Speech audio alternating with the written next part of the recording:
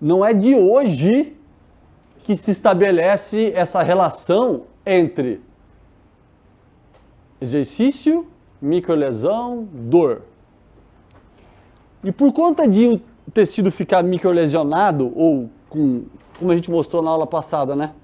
Com desarranjos na estrutura do sarcômero, que se veio a hipótese de que, olha, se o meu músculo está todo bagunçado, todo zoado, porque eu fiz um treino de alta tensão mecânica, quando eu reparar esse tecido, regenerar, ele vai crescer, vai ficar maior. Essa que é como que eu posso dizer, o entendimento mais propagado até hoje quando se fala de dano muscular. Embora, no começo do século passado, ninguém estava pensando em hipertrofia. Quando elas descobriram isso, eles falaram assim, poxa, aquela dor não é aquela dor que eu sinto pós-exercício, não é fadiga, dor da fadiga. A dor da fadiga é durante o exercício. Aquela dor tardia que eu vou sentir 48 horas depois, 24, 48 horas depois, ela é decorrente da microlesão e não da fadiga. Os caras descobriram isso no início do século passado. Só que depois que foram tentar estabelecer, se o músculo está lesionado, se o trauma do exercício gerou dor porque o músculo lesionou, será que o reparo é o que vai levar ao crescimento? Esse no pain no gain que vocês estão vendo no slide aqui, todo mundo está vendo aqui? Guardem isso está relacionado à dor tardia, não durante o exercício. Porque daqui a pouco a gente vai começar a conversar com essa história de dano muscular, alguém vai falar assim para mim, Cleiton, então o treino tem que ser tranquilinho, assim, já hipertrofia. Não, eu estou falando que o treino, durante o exercício, a dor que você sente é fadiga, é decorrente de acúmulo de metabólito, e a dor tardia, aquela dor que você não consegue sentar, que você toca no peitoral, dói, aquilo é decorrente da microlesão.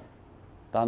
Então, assim, quando eu falo no pain, no gain, sem dor, sem ganho, não é a dor durante o exercício que se discute, é a dor pós-exercício. Como eu falei agora para o Bruno, o pico de dor, isso aqui é um trabalho nosso com mulheres jovens e mulheres na pós-menopausa. Pode ver que o pico de dor, ele está entre 24 a 72 horas, tanto nas mulheres jovens quanto nas mulheres pós-menopausa. Tá bom? O pico de dor está ali. Vocês estão vendo aqui que essa linha que começa aqui embaixo no pré e vai aumentando, tá? É a média do grupo menopausa e do grupo jovem. Só que vocês estão vendo essa linha grande aqui, que até uma se sobrepõe à outra, aqui é o desvio padrão. Ou seja, tem gente que tem muita dor.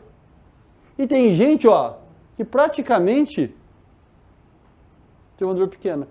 Então qual é o ponto central? Você tem razão, Adriano, é individual.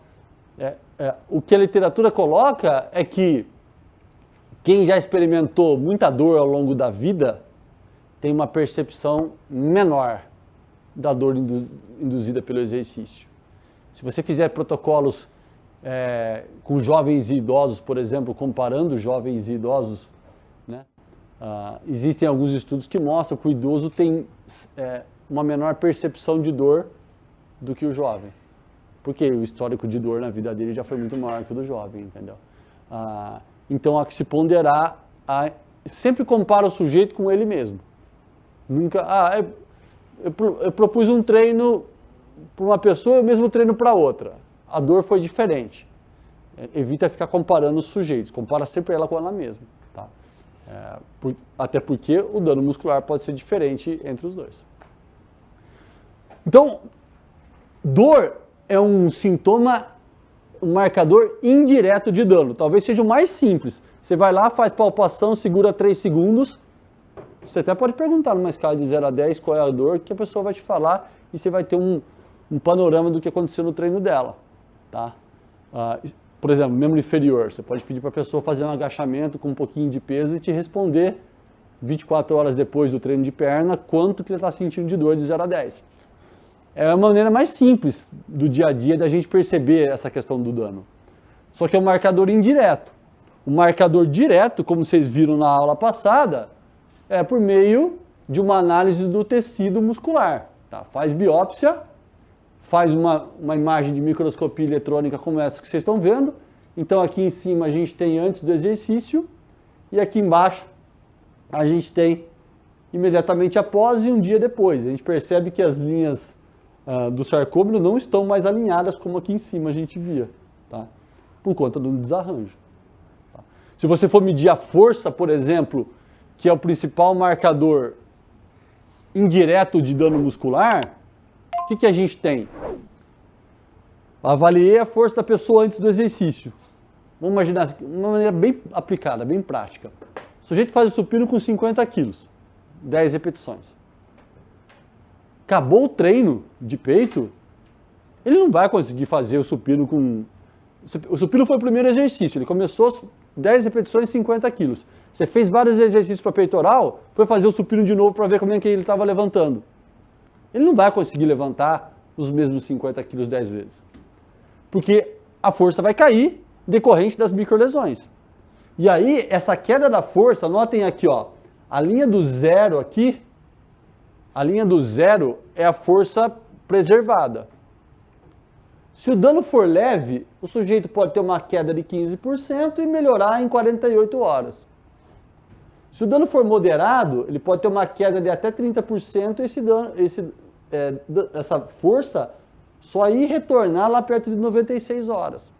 Se o dano for severo, o sujeito pode ter até 50% de perda de força. Porque o sarcômero está todo bagunçado, está todo zoado, não vai conseguir acoplar. E ele pode demorar até mais de 168 horas para voltar aos níveis de força inicial. 168 horas no caso desse estudo aqui, o sujeito voltou em torno de 30% a força dele.